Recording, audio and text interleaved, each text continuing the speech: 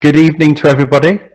My name is Jonathan Viner. I work at Sanako and support them to deliver these series of webinars. Tonight, I'm your host for tonight's session.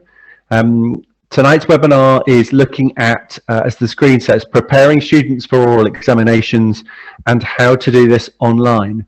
And we're delighted this evening to welcome Florian Busch to join us for as our keynote speaker. Florian is an experienced and passionate language educator.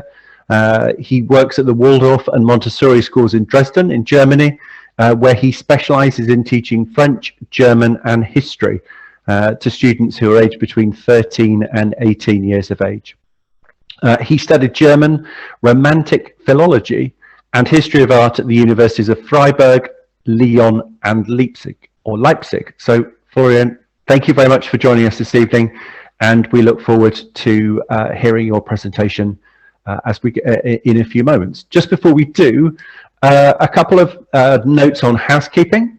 So let's just so everybody is clear, the webinar is being currently recorded, and a version of that recording will be published on Sanako's social media channels. We will also be sharing a link with everybody who is participating this evening and everybody who registered for the event. After Florian's presentation, my colleague Tu will be giving a brief outline of a free product trial offer from Sanako. So do stay until the end to get those details.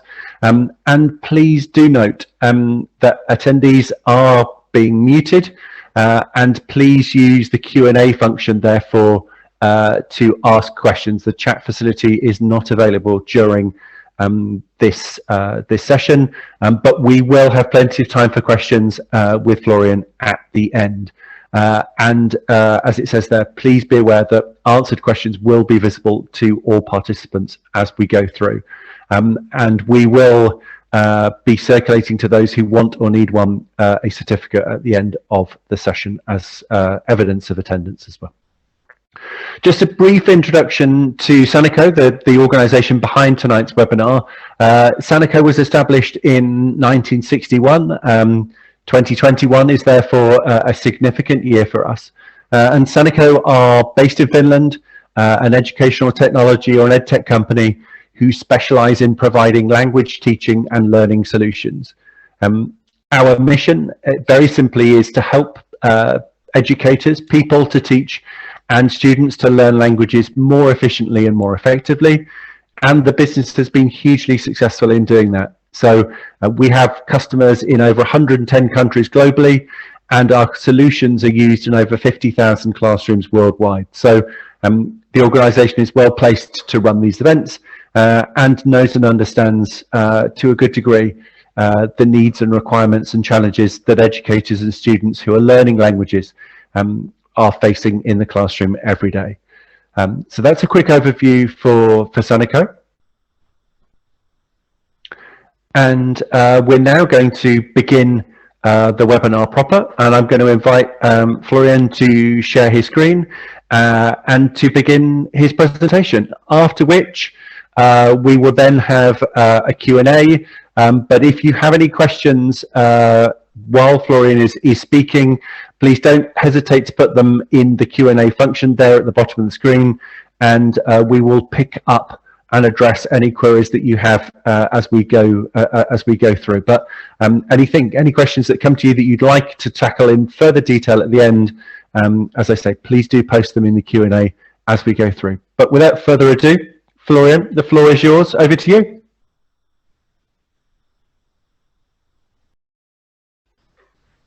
You're on mute.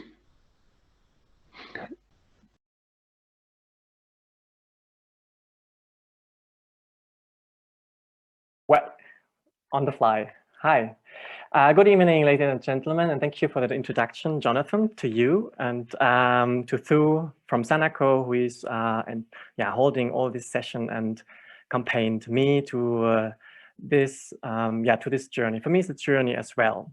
And thank you also, Jonathan, for this good question you put on the first matter when I was talking about my sessions and my experiences with Sanako, the most important thing for him was the assessment and the way how I assess with my students their language abilities.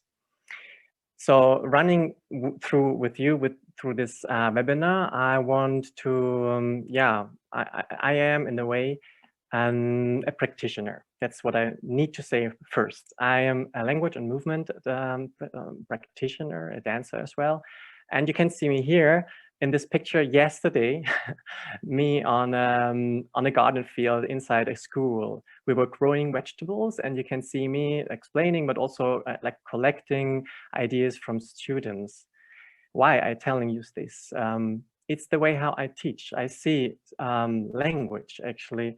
I see how language guides us in our activities, and being really close to something so sensitive as yesterday we had these small plants in our hands, you see, like little chickens. The students brought them to the very to the place, and we were talking about in the very intimate moment putting these plants into the soil and then watering them, and just also talking around what will happen with these plants and at the end of the year. So this is one of my activities beside being a teacher in front of a class. And of course, nowadays, I'm not only in front of a class, but also in front of desktops and as you are right now, in front of a screen. So I want to introduce my webinar with a paradigm shift in teaching. When I was discussing with my colleagues around in foreign language acquisition and teaching languages, we were asking how much time do you spend right now on pronunciation exercises? Yes, of course, because we were introducing Sanako as well in our round. But the question was more, now we need the second one. The answer was interesting. It was 60% of the right now class we hold. So many of our colleagues right now focus more on the pronunciation and a little bit of the spelling as well, because of reading a lot of texts. There are different reasons why, but the more important question for me was the second one: how do you organize the feedback actually and the evaluation of after one assessment? Often the answer is using messenger services like WhatsApp or Telegram here in Europe. So it's kind of ping pong, and everyone's got one channel, and we have a kind of ping pong between teacher and student. Well, this is already a good connection, and they have like a real contact to the teacher. This is one solution. Another one is using learning platforms such as Moodle, of course. Just to present how I was teaching before, you see how I switched last year, 2020, from class to homeschooling in 4 weeks. So on the left-hand side, you see a typical blackboard in my Montessori school. And we were talking about actually the portrait of the author for a book. And on the right-hand side, you see our assessment calendar. So student already registered for a long period. You see here more than 2-3 months to have like once or twice every class such an assessment at class. So with this list, of course, in March, I felt a little gap because we couldn't see each other and hold on these assessments. So I was asking how we can fulfill this gap. 2 focus I want to put right now on the webinar. One focus is how simulation train the examinee. It's very important actually to know the situation for examinees and to tell them first which are the learning goals and the targets they really need to sibble on. The competencies of understanding, of course, and the reaction is something we have in dialogue, but actually in a typical exam, we have a lot of monologuings. You say that in English? I'm not quite sure. In French, you said exposé. It means you present something that is already quite well prepared. Something that is quite artificial. In natural communications, we have much more parts of speech, or it's a situation by itself that tells you the story already. You just need to follow some situation guidelines. So I want to put one focus on this, how simulation trains the examinees. And on the other hand, there is the role of imitation I want to put in online assessment. I want to show you how we use Sanako and to train a free speech. And it's a little bit like staging, going into theater, you will see. And another most important thing is to have the expert and novice framing, such as a filmmaker who is talking about his work, a podcast cutter, a radio broadcaster. So people actually that are masked are often hidden.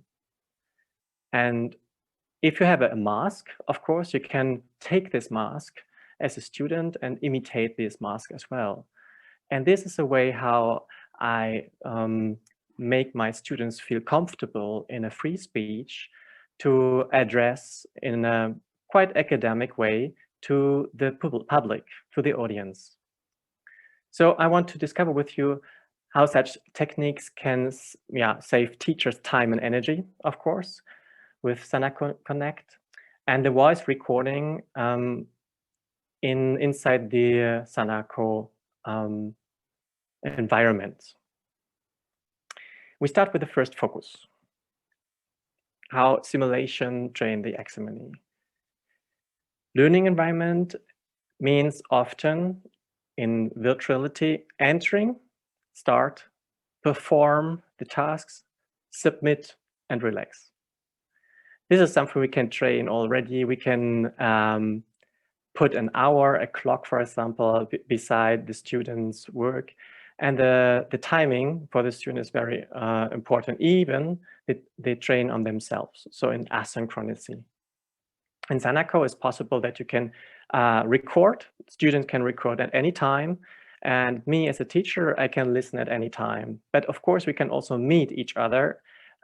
Students can share their experience together in small groups. And I can share, of course, my feedback with the students at the same time when we have a kind of Sprechstunde, what we call in German, a scheduled timing, a scheduled meeting. I just put some criteria for the task and expectations on the horizon for evaluations notes. It's from Germany, but I think it's quite international that at the end of the final exam, of the final curriculum, writing, speaking, mediation, listening and comprehension are the most important parts and should be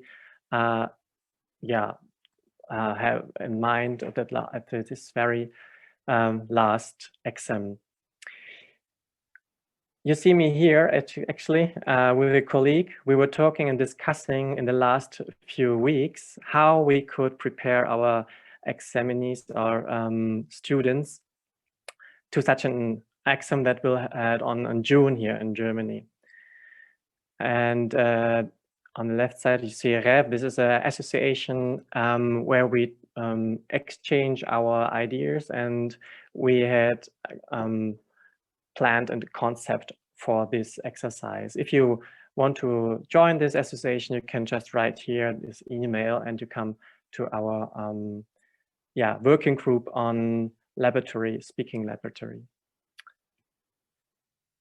One thing we just found out, of course, it's not new for you, assessments from home are difficult. It's not possible to give grades or marks actually on those things, products that are made at home. But still, I asked for myself how learners with a second or third language development can describe in the age of 12 to 18 This is something special maybe for schools, and in students for university are different.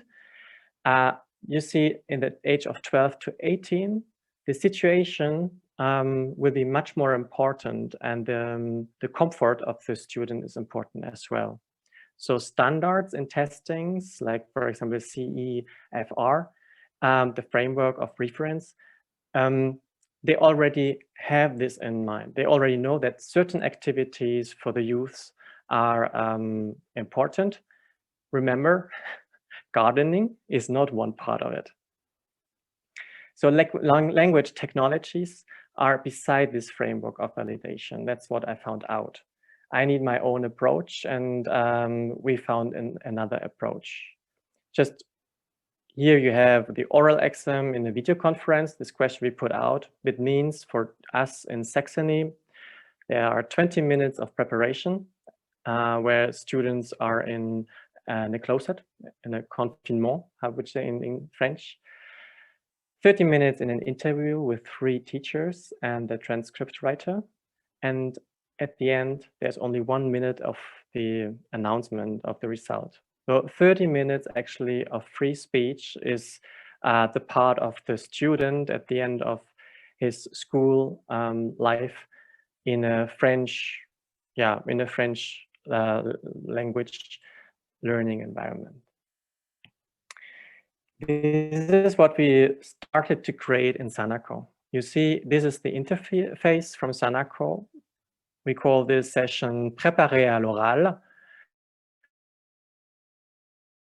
Already the 3 parts of the exams on the left-hand side means compréhension de texte, analyser et commenter, production d'un discours. All of them will appear here. When I click on submissions, of course, I can see as a teacher then the products of the student, and I can listen to all of them. Let's put the second focus on. Second focus is the role of imitation in online assessments. Well, I just need to go a bit further. My approach in language learning was influenced by Susan Evans with her drama grammatic. She's she's a professor at Germanic Studies in Bloomington, USA. And another very important influence was Ingo Scheller. He comes more from the literature part. You see, literature didactics is the far out of universe.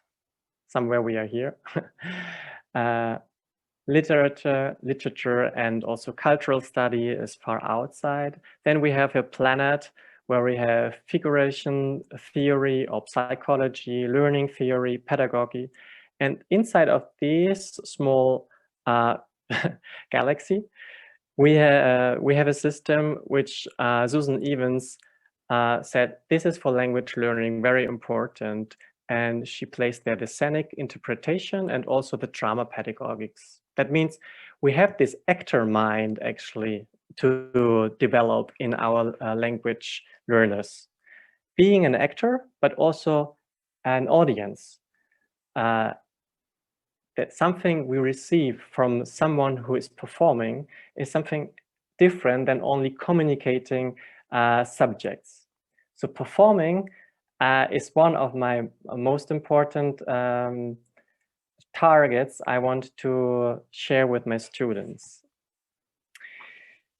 Just have a look in one of these sessions I had with my students then afterwards, when after March last year. So we started in April actually with a 4-week session to put all the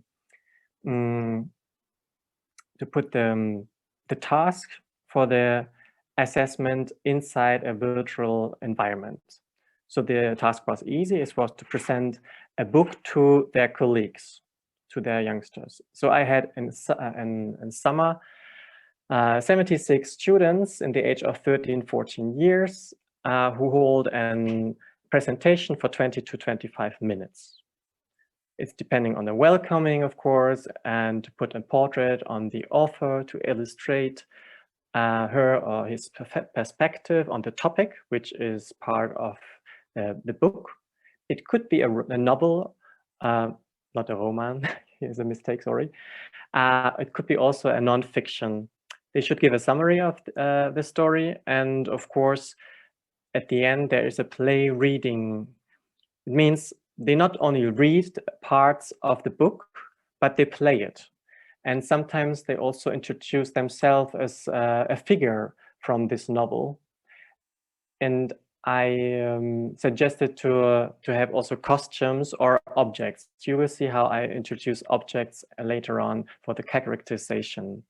At the end of the presentation should be an explanatory statement, and the students were asked to exchange with their colleagues.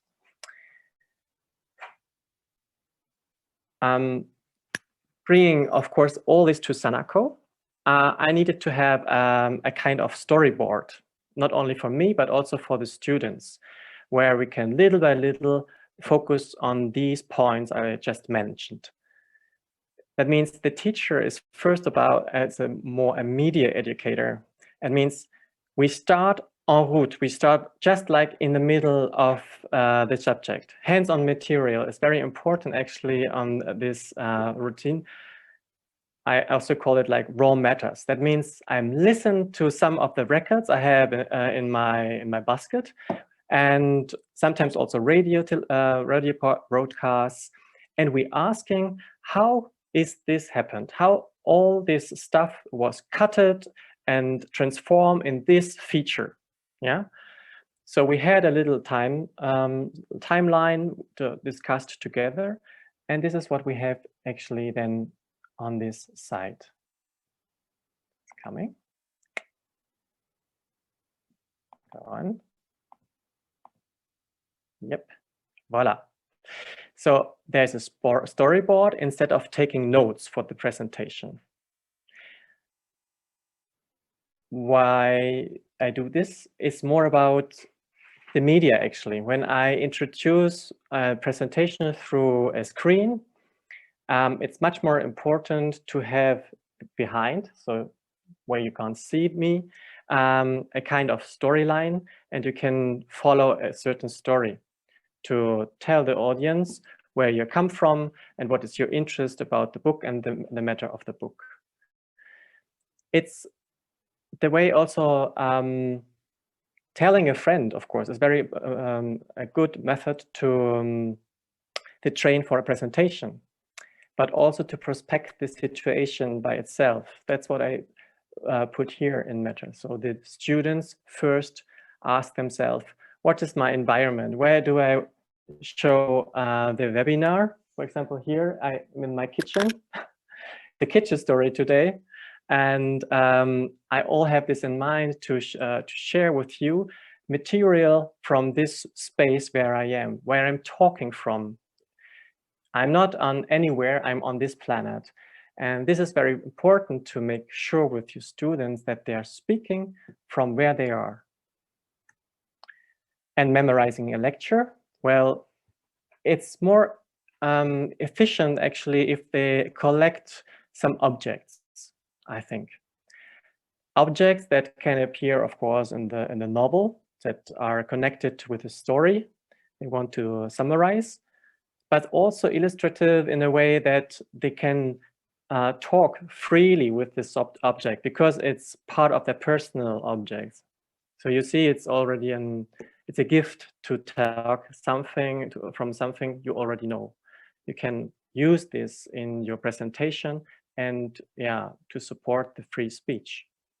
At the end, I just want to make sure that, of course, there's a kind of vocabulary, even it's in a first, as it's not in a language you have a new, but it's your mother tongue in L1. So you have you improve your vocabulary to improve, of course, also your speech and your presentation. Okay, let's put now hands on the Sanako Connect interface.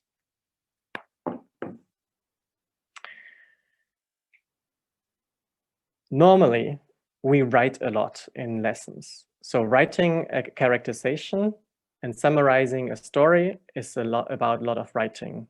I put my emphasis on the lessons where the voice recording is in, as I said, 60% of the pronunciation. So we have much more voice recording in the virtual environment and possibilities. So the scenic reading, there's one presentation that just check a text, a second presentation, biography, and there are various samples of different speeches, and you will see gestures.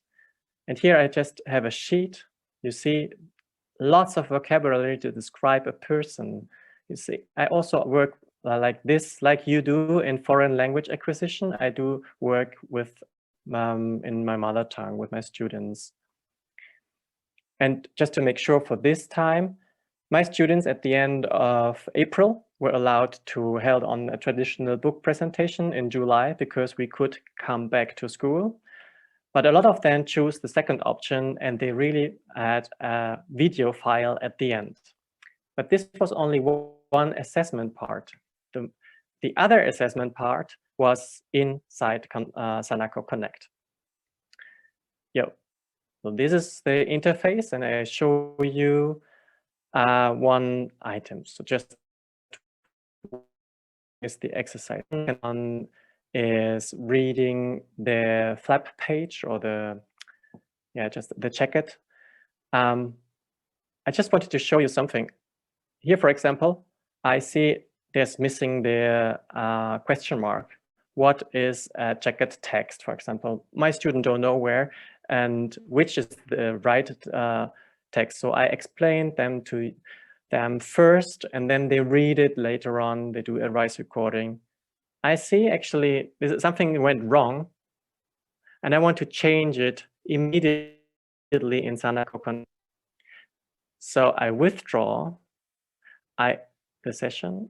I went in the editor. I just put the question mark, and I restart the session, and I share it again.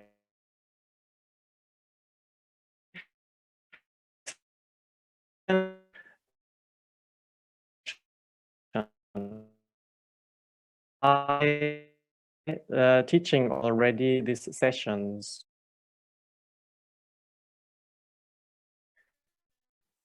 So the second one is developing, third one, sorry, is developing a gesture of speech.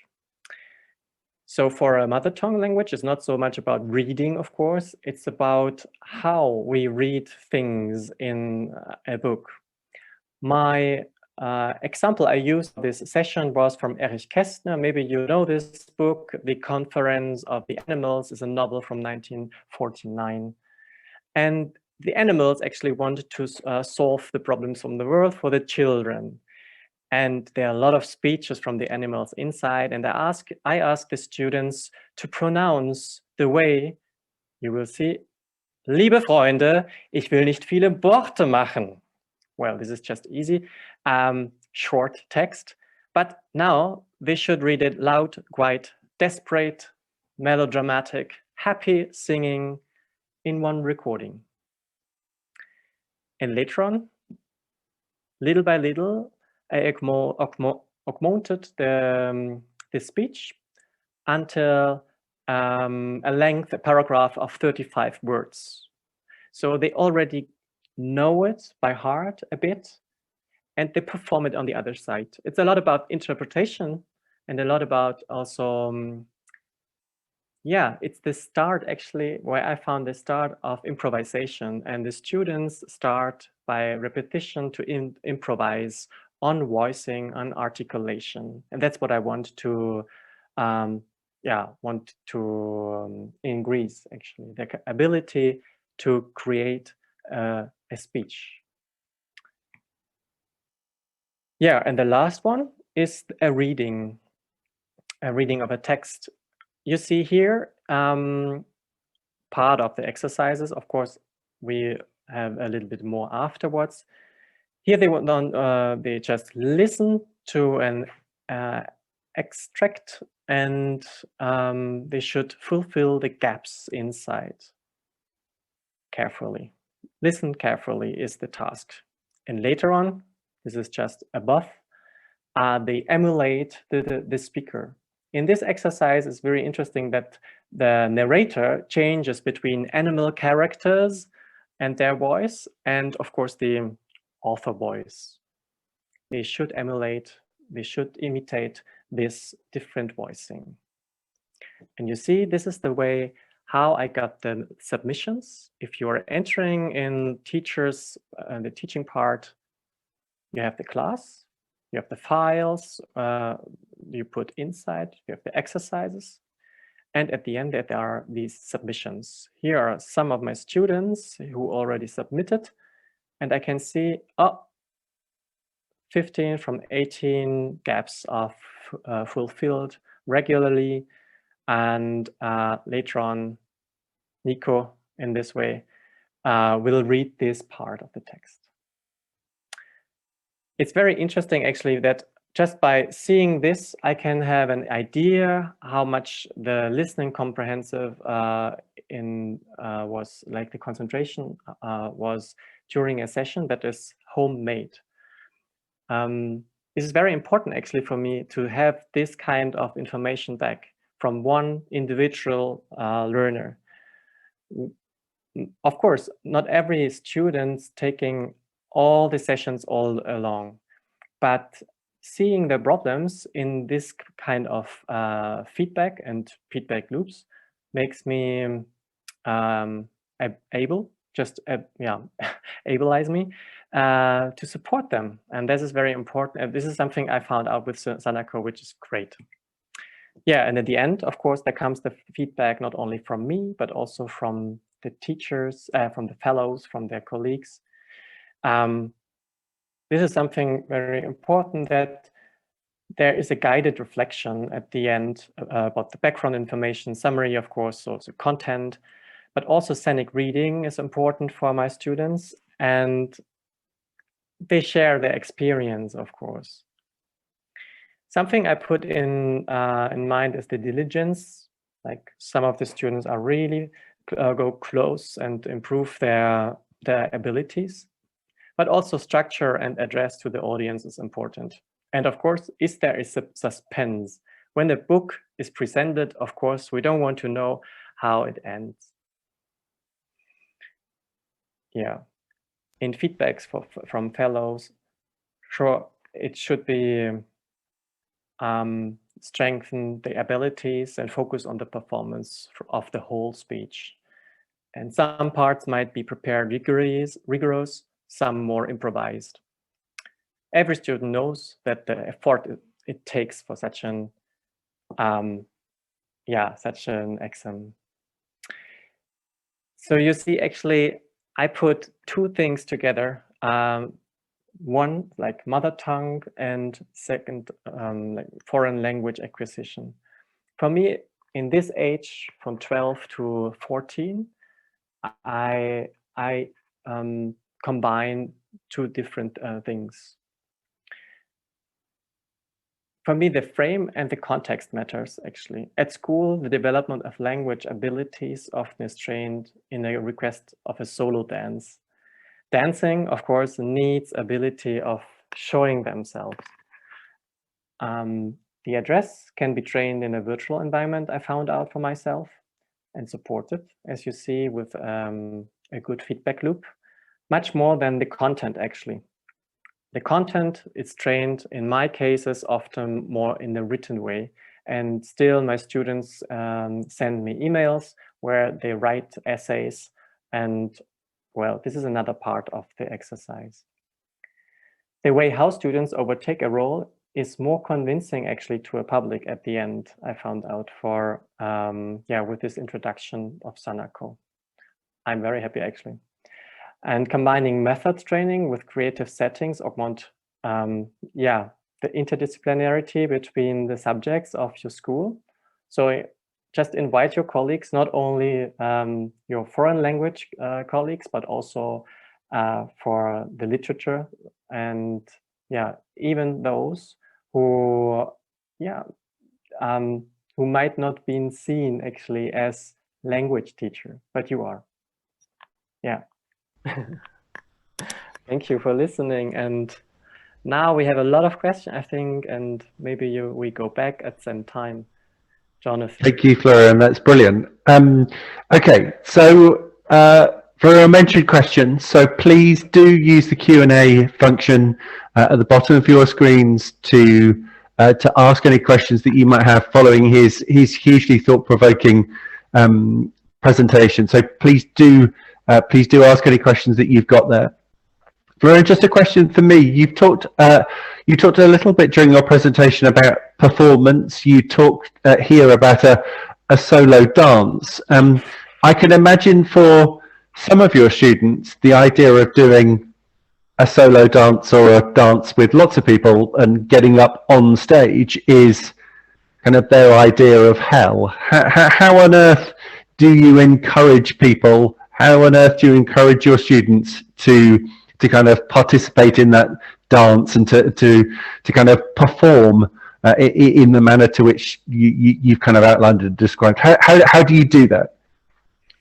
Well, I am actually in Montessori school. We have one project that is just theater project for 2 weeks, and inside this focused 2 weeks, we have the possibility to train really staging, and yeah, this is one possibility, of course, to really have a piece, and then we go on stage and we have it. I think it is not the ordinary thing, but for language teaching, that is more yeah, you mean linear. I really do some movement studies as well inside my lessons. So starting a lesson, for example, can be a little shiatsu workshop that we have all in common. So they copy my my movement in front of the class, but also like now in this screen. Sometimes eyes closed, because for students it's very complicated to see each other moving and feeling the movement inside. But I'm talking actually through the movement, a little bit like a Feldenkrais practitioner or other movement educators. And you're just so I'm clear, you're doing that both face-to-face, but you're also doing that online as well. Yeah, I'm doing it online as well. Sometimes we play of ping pong. So the movement is inside the frame we have here. It's time I'm starting a lesson, even just for 20 minutes, 20 seconds. Sometimes for 10 minutes, I'm really put the emphasis on movement in the first beginning. It comes sometimes, I mean, this approach is not so new. In the 80s already, we had this psycholinguistic approach, and it's pretty much to do with our brain. Yeah. And obviously, circumstances have meant that you've been doing lots of teaching remotely, lots of teaching via digital means, via Zoom and so forth. What elements do you think of your teaching will remain when things go back to normal, for want of a better word? I just wanted to say fun, but fun is not an element. I mean, there are tools, of course, inside the technology, the language technologies, that are very structured. So we can use structured, formal structures to support grammar and speech. This is something I also have in my workbooks, of course, and worksheets. But all these sheets at this age are often flying around and are not used anymore. So I can repeat, actually, I recognize that with my student this age, 13, 14, 15, I have one session and I introduce the same session 3 weeks later on, and we do the same exercise again, but with a different frame. The framing is very important. We're just changing the frame, and but this, the same exercise in Sanako. Okay. Okay, so let me, we have a question. Again, I would reiterate, please do ask your questions for Florian through the Q&A. That would be great, thank you. Florian, there's a question here from, I can't give you a name, it's an anonymous participant saying, for the presentation of the novel, how did you combine the online listening lab and visuals, brackets, costume, objects, etc.? Describing. I mean, the thing is to have the perspective of the professional, like for the filmmaker, for example. It's not so important to have the record in the video, because often they do, but actually for the voicing, for the recording, it is the same activity actually. And just to have something in hand or in front of the, if not the task, helps the students to talk and to have a free speech. Okay. And sorry, I interrupted you. Do you finish your point? Yeah, it's a choreography. That's maybe the point. It's a choreography, and the objects helps us to choreograph, to slide. It's more about that. Okay. Again, another request, do keep asking questions through the Q&A for Florian, that would be great. I've got another question for me. How do you, you talk a lot, you spoke a lot about kind of prioritizing speech and conversation, and we often hear at Sanako that teachers find it difficult to kind of give that priority to the spoken word in their language teaching. What other advice, apart from what you've spoken to tonight, would you pass on to teachers who are kind of struggling to embed lots of conversation practice in their lessons? Well, I mean, we are all struggling. That's why I mentioned this this association, and it's very helpful. We have this round table in a way, really round table once a month now via Zoom, and we meet and we're struggling all, and it's very great to listen the others' solutions. So I don't have just one solution, of course. So we shared, and something there was a colleague, for example, who told us how she is using songs, really every time songs, to just start, to have a ritual of starting her lesson, and to put the focus on translating the text, because she wants to translate the text. I mean, this is a method I also use in one-to-one classroom teaching, and just putting this in virtuality, she found out that the students actually came to a point where they really wanted to know more about the person who is singing. I mean, the singer, you can say, but also, of course, the person who is inside the song, or who is like voicing, who is speaking and articulating their feelings. So coming close to the feelings, I would say, through listening to a song in the beginning, or I use often just poems, small poems that are combining in a different way, and students should put it back in another formation. Okay. Things like that. Poems and creativity. Yeah. Brilliant. Mohammed, you asked a question about the certificate that will be sent after this session. So please do, when we contact you with a recording, please do message us back if you want a certificate, and we will get one sorted and sent out to you. Okay, a question, I guess, privacy is clearly incredibly important. Obviously here in Europe, GDPR is a big issue. Florian, a question has been asked here about, again, by an anonymous viewer about that, saying, can students listen to the recordings that have been made by their peers?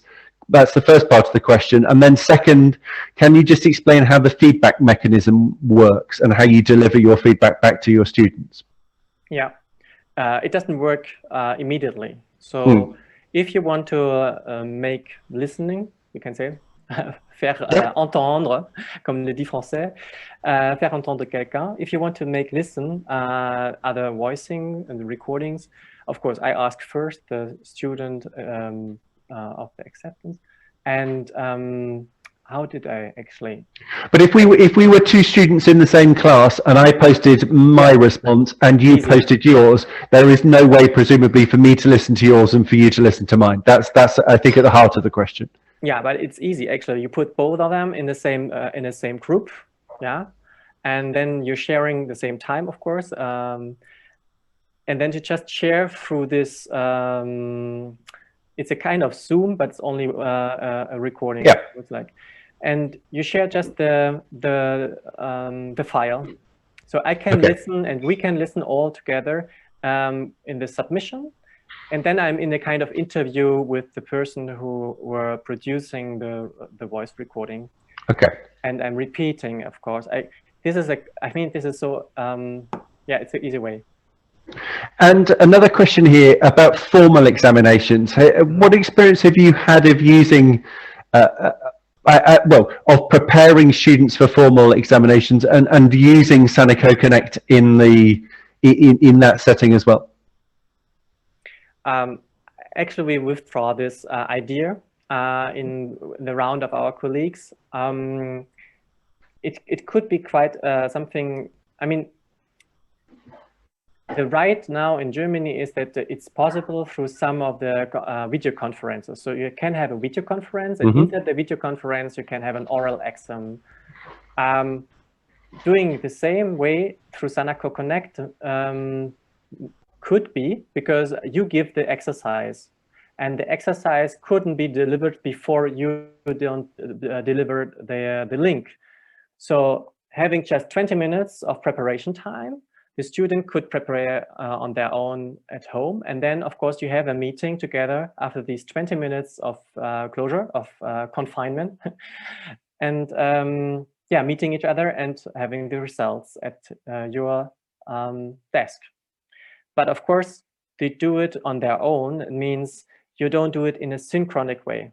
If you want to do it in a synchronic way, you go straight ahead and you're listening to the student, also possible through Sanako Connect, but you don't see them. And I think for the students, very important to have also someone in front of themselves.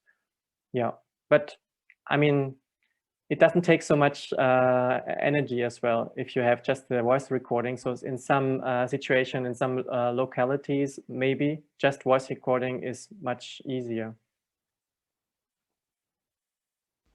Great, thank you. Okay, final request for questions. Well, I just ask one other question, Florian, for you. Do these techniques that you've outlined work equally well? You mentioned you're a French teacher and a German teacher. Does it make any difference using these techniques in different languages, or does the model that you've outlined this evening work equally well in those different environments?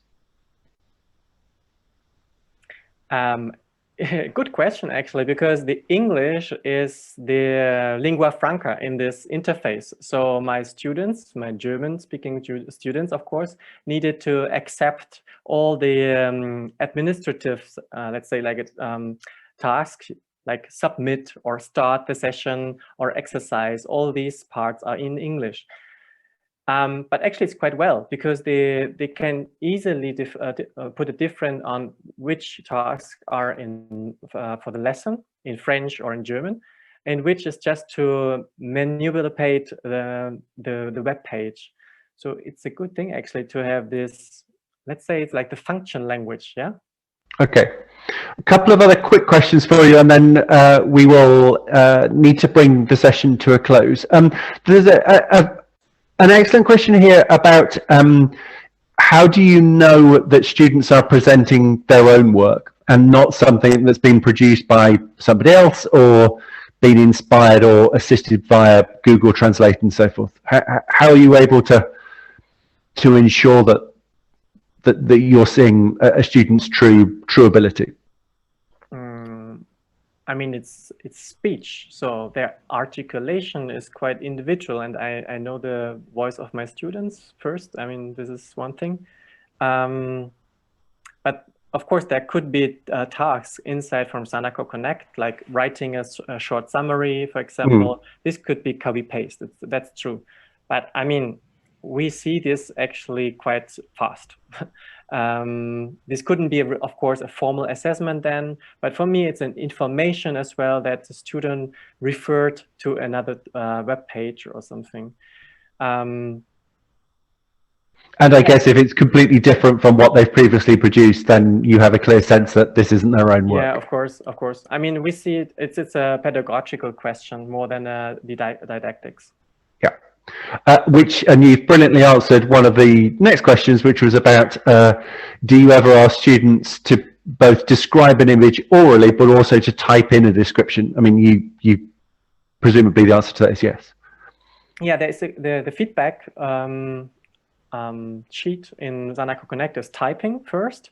To each of the sessions, you have a typing field. And the second one is also recording. You by yourself can record a voice recording, and this is so an easy thing. Actually, this is so great. Excellent. There's a question here from Pragati. Your question about the using different types of exams with Sanako, I think, is one that we might want to we will come back to you on. So if you can give us your email address, then we can respond in detail in full to that question, but not one for Florian. Florian, thank you so much for your time this evening. That's brilliant. And thank you everybody for your questions and comments and engagement. It's very much appreciated and makes it a much more interactive and engaging session for us all. So thank you. I'm just going to close now and hand over to Tu to bring to talk about the product trial offer and to bring the session to a close. Thank you very much. Thank you. Yeah. Okay. So for Sanako Connect is the product that Florian has mentioned about. So it's a powerful tool for language teaching, and all functions are in one place. So you can save a lot of time and effort for combining different tools. You can see here in the right-hand side, there is content and task. So for contents, you can like have your audio or embedding file, like sharing PDF or audio, video with your students. You can share like content, for example, embedding Quizlets or Kahoot into the program, or also like having YouTube videos or web page. Then the task, you have a lot of different choices here, but you can have the multiple choice Q&A and gap field to be automatically created. So that saves a lot of time. And to the left-hand side, you can see an example of one recorder that is having the video as a master track. So the student can record their voice on top of a video, for example. Then, yeah, so the product is browser-based application. So there is no installation effort, work on Macs, Windows, and also Chromebook as well. And it can be used for synchronous and asynchronous teaching at the same time. So what's next? You have a lot of links over there. Don't worry if you fail to copy it or you cannot open it now, because there will be email communication to you after this session. So there will be the recording of the webinar, the link sent to you again about how to get the 2-month free trial, information about the Sanako Connect user training sessions on the 12th of May, and also information about upcoming webinars organized by Sanako. So for more information, you can email us directly at info@sanako.com or visit our website at sanako.com. Thank you so much. Yeah, Jonathan, you can tell the closing word. Yes. Brilliant. Thank you too, and thank you everybody for joining tonight's session. Wherever you are, we appreciate your time joining us, and obviously a huge thank you to Florian for delivering tonight's keynote. Florian, thank you very much. I hope you've inspired the language educators joining us to take on board some of your innovative and exciting new practices moving forward in future lessons. But thank you everybody for joining tonight's session. Have a good day, have a good evening wherever you are, and we look forward to seeing you again on the next Sanako webinar. And as Tu said, keep your eyes out for those emails coming through and take advantage of the trial of the fantastic Sanako Connect product. But thank you everybody, and see you again next time. Thank you very much indeed. Yeah, bye-bye. Goodbye. Thanks a lot.